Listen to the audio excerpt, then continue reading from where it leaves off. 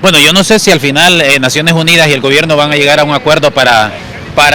ampliar ese memorando de entendimiento. Sin embargo, me parece a mí que por respeto a la sociedad hondureña es importante que se conozcan cuáles son esas tareas que están inconclusas por parte del Congreso Nacional y sobre todo que se nos explique por qué, si Naciones Unidas ya entregó un diagnóstico con las condiciones mínimas para la instalación de la Sisi, por qué no vemos dentro de la agenda legislativa esas reformas que son necesarias y que se tienen que desarrollar en el Congreso Nacional. Usted siempre ha sido y le ha exigido al gobierno publicar este diagnóstico que tiene con Naciones Unidas y sin embargo no lo hace. ¿Por qué cree usted que el gobierno se niega a hacer eso?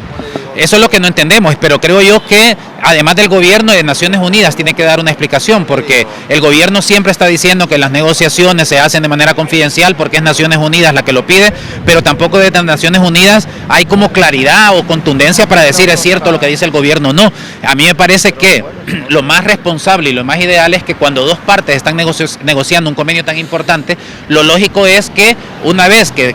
están desarrollando estas negociaciones, puedan decirle a la sociedad hondureña de manera conjunta a través de un comunicado: hemos decidido que por estas razones vamos a manejar de manera confidencial esta información. Pero el problema es que no sabemos nada. El gobierno solamente dice que fue porque Naciones Unidas lo pide, es decir, tirando el balón a Naciones Unidas. Y Naciones Unidas no nos aclara si eso es cierto o no es cierto. Entonces me parece a mí que lo más responsable y un llamado a las dos partes que están negociando a que de manera conjunta nos expliquen por qué las negociaciones están llevando de manera confidencial y en segundo lugar al gobierno de la República por qué no está transparentando ese diagnóstico. Ese diagnóstico no es del gobierno de la República, ese diagnóstico es de la sociedad hondureña, porque la sociedad hondureña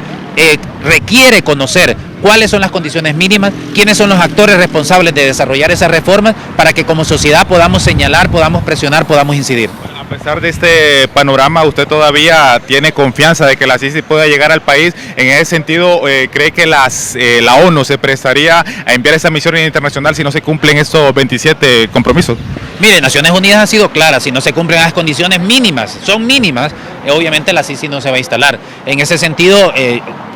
viendo todo el proceso en su conjunto, yo todavía sigo confiando de que la Sisi pueda venir porque hemos avanzado bastante. O sea, ya estamos de acuerdo con el memorando de entendimiento en la última parte de la primera fase y además en la segunda fase al mismo tiempo, en el sentido de que el Ejecutivo está negociando ya el convenio, el diagnóstico ya está listo y el Congreso Nacional ya ha hecho reformas, son 7, pero las ha hecho y está bien, pero necesitamos que se agilicen para las otras reformas que son las que faltan y que son necesarias. Y a su criterio, ¿quién es responsable de que no se cumplan todavía esos compromisos? Porque desde la ONU o desde el gobierno critican a la oposición política, también critican a la misma ONU. Bueno, es que ese es el problema, que como la sociedad hondureña no conoce el diagnóstico, puede ser que el diagnóstico esté exigiendo algunos cambios en el Ministerio Público, que le competen al Ministerio Público o al Poder Ejecutivo, o que le competen, por ejemplo, al Congreso Nacional, pero sin conocer ese diagnóstico, entonces estamos como dando palos de ciego, en el sentido de que no podemos ver con claridad quién es el responsable de que no se hagan estas reformas, esos cambios que requiere la Sisi. Por eso